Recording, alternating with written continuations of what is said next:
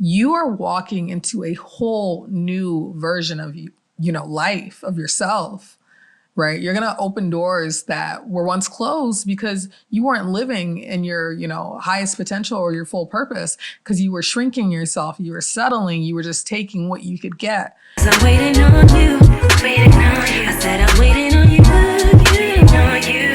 Make a move. I'm waiting on you, yeah. Hey sis, welcome back to my channel. My name is Jo, and I'm your new favorite mindset and self-improvement coach. So today, we're going to be diving a little bit deeper into the topic of confidence. If you've been keeping up, we have a whole series that we've already put out about confidence and just different tips and tricks to help you on your journey to becoming her.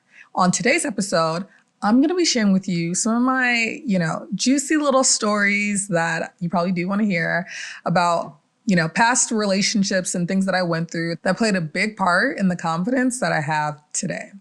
Sis, let me ask you something. Have you ever been with a guy and he checked all the boxes, right? But he just didn't really check that box for you. This is the guy I'm talking about. The guy that, he's not toxic. He texts you every morning. He shows up occasionally. He's decently consistent, but you know that there's just something missing and you just don't feel like you're getting enough.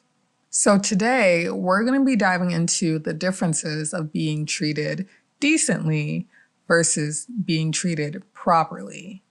So when I was dating this guy, he was a great guy on paper, right? You would look at him and be like, oh my God, he's the perfect match for you. And for a little while, I felt the same way too. But as I continued, I started to realize okay, he's, like I said, he's not toxic, isn't, out there just doing whatever with whoever. He remembered my birthday, got me gifts and, all the things that you think really matter. But I never truly felt like a priority, right? And to me, myself, I'm a priority to me, and anyone that's in my life, especially in a romantic way, needs to be on that same type of energy, that same level. Why? Because I'm simply worth it. And so for the longest time, I continuously, just kept convincing myself he's not that bad. He's not that bad. But what does not that bad truly mean? Right? Does it mean okay, well, this is who's here now, so I'm just going to settle. And that's, where I had to be real with myself and, come to a conclusion where, okay, Jo, yeah, he's a great guy. He's a good guy. But what do you really want? Right? What's truly important to you and why? And I had to really list out, all the good things about him, but also the things where I didn't feel like my needs are being met.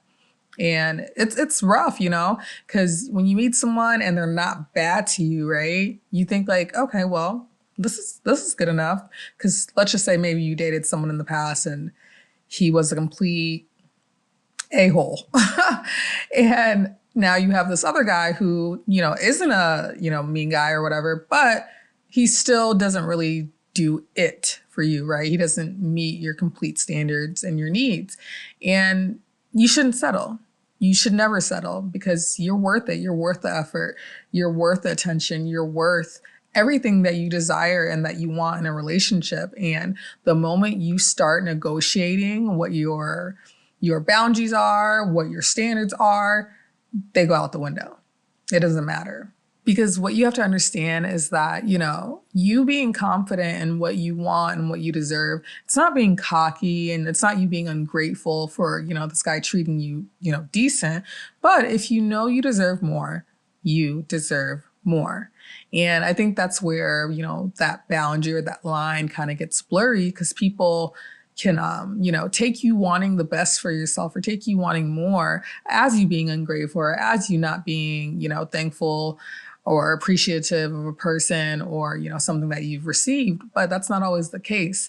And you cannot allow other people to tell you what you deserve, right? That's only up to you for you to decide and for you to communicate to others and have that clear boundary. Okay, this is the standard for me because I said that's the standard. Done. Finish sentence. And you really, even myself, it took me a while where I had to get comfortable with, checking people whenever someone, came at me about a standard or a boundary that I had. And like, wait, this is my life, right? Like, I call the shots here, not you and not anyone else. Because at the end of the day, you have to live with you 24/7. They don't, right? And you know what's best for you over someone that's outside of you. And that's why it's so important to really connect with yourself so you can, stand firm in your boundaries and be confident in your boundaries and be confident that you deserve what it is that you want. Because the moment you start letting the outside noise from anyone else get in, that's the moment you break, right? That's the moment where you lower your standard. That's the moment where you say, oh, okay, well, I guess, instead of saying no. If you want to say no, you say no. If you want more, you go get more. And at some point, you have to hold the people in your life to that standard that you've set for yourself. Otherwise, it's just going to be chaos, right? You're going to have people treating you however, people talking to you however, men thinking that they can just do what they want in your life and come and go. And no, that's not the standard. That's not what you deserve. It's probably not what you want. And so that's not what you should be accepting from a man, friends, anyone. And this is what self-worth really looks like. It's not settling just because someone's not awful, or not staying connected with someone, even though it's lukewarm. Like, you want to feel alive when you're with someone, not just kind of, sort of. And it's not, you feeling bad because you have those higher standards and you need the people around you to meet them. And so, sometimes what that can look like is you're staying or you're negotiating your boundaries now because you want him to stay, right? You're like, okay, well, maybe he doesn't have to take me on dates. What? No, if that's what you want, that's what you want. Or maybe you're trying to convince yourself like, okay, maybe I am being picky, or, I don't want to end up alone, or, you're coming up with all these excuses in order to, make yourself not feel bad for wanting what you want, when at the end of the day, that is what you want, because that's what you deserve.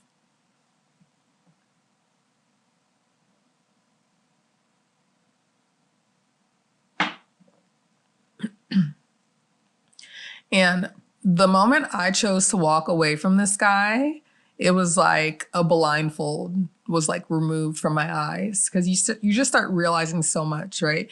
You start realizing all the places where you went wrong, because it is important to take accountability, and it's not always comfortable, it's not always feel good feeling, but it's necessary, and you have to reflect and see what part did you play in how this situation turned out, right?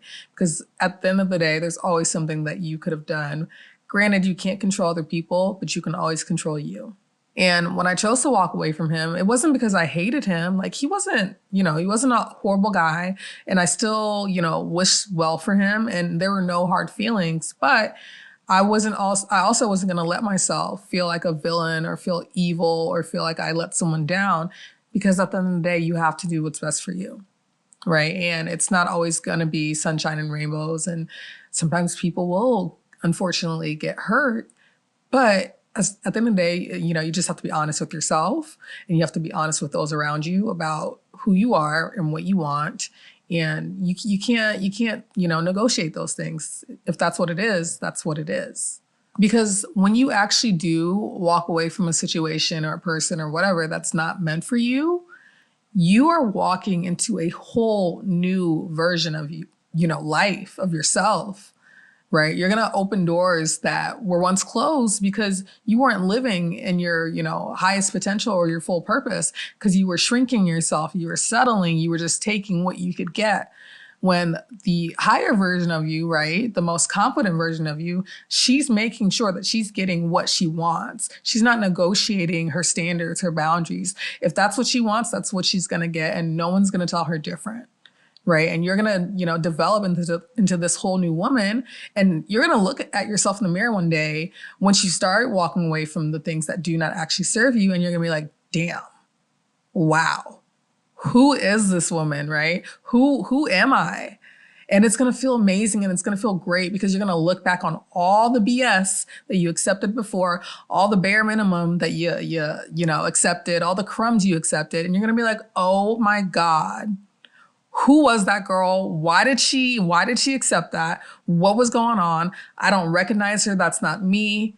And you're just going to start realizing so many things as you continue to choose you, as you continue to make sure that you are a priority to yourself, because then that's how you become a priority to others, right? Because someone's not going to look at someone that doesn't place themselves first and be like, oh, I should make her a priority. No, you make yourself priority. You set the tone for everyone else in your life and they follow suit. You don't have to be a villain. And if you are, so be it. But sometimes good isn't good enough for you, and that's okay. And let's go ahead and just normalize getting exactly what we want out of life beyond relationships in every area, because you know that you deserve that. Thank you so much for watching this video. And I want you to go ahead and think about a time, right?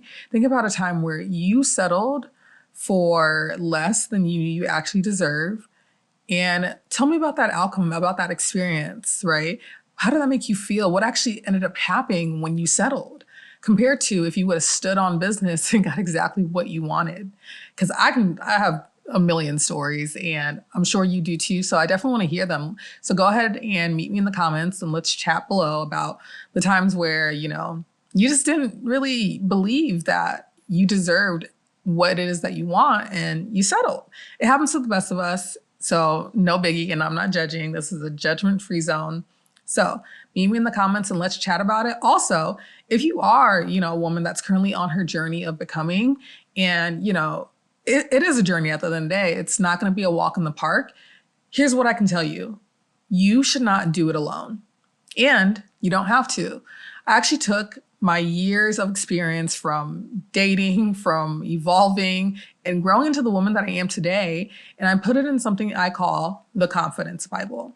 Now, the Confidence Bible is literally the only guide that you're going to need to walk you along this journey of becoming your most confident and, you know, the happiest and most evolved version of you that's going to go out into this world and that's going to get exactly what she wants, simply because she knows and believes that she can, and she knows and believes that that's what she deserves. So I'll leave the link down below in the comments for you to go ahead and get your Confidence Bible. It's a complete workbook and there's more information about it once you go ahead and click that link below. So definitely check it out if that's something that interests you.